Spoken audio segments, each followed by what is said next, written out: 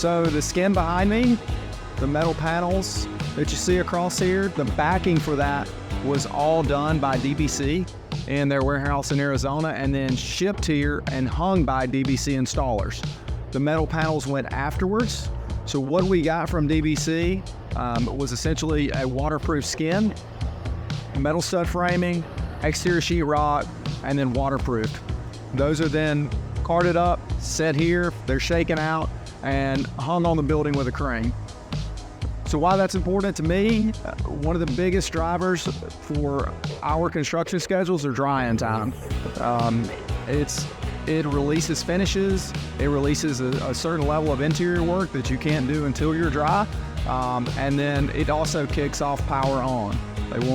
You can't turn power on until you're dry. So it's a huge driver for the construction schedule. And why that's important, especially with the panel systems we used, we know that we can hang 15 panels a day. In an 8-hour day, a 4-man crew is going to hang 8 panels. If we were stick building this, you've got some linear footage and square footage numbers you can go by, but from a schedule consistency and certainty standpoint, you won't beat 15 panels a day. You have a true dry-in number, a true from substrate to substrate. This is what you're going to get. If your plan is to use prefab elements and DBC or stick-built construction done off-site and then panelized, you need to understand the limitations of your panel.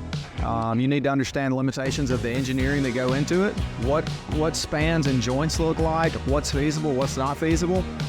The earlier that you can get your panel contractor involved in the design, with sitting down with the structural engineer so they can work through what kickers look like, what the bracing supports need to be, if any additional metal needs to happen or additional supports required from the structural engineer, so that when that team comes out, they hit the ground running and we're not having to stop and try to re-engineer and delay the project because of late coordination on the front end.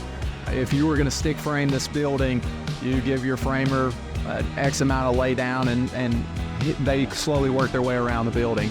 The difference with DBC or a panelized solution is that you're going to have to give them an entire elevation and then some. They'll need location for their crane, they'll need room to get all the panels for an elevation shook out, and then they'll also need some additional room to truck panels and get them ready to be lifted. So the area required or space requirements is something that definitely needs to be considered to ensure your logistics plan aligns with that. So for us, with an owner that wanted to get in the building, that wanted to get power on, get the medical equipment here and moving, it was awesome for us to be able to use DBC in this form.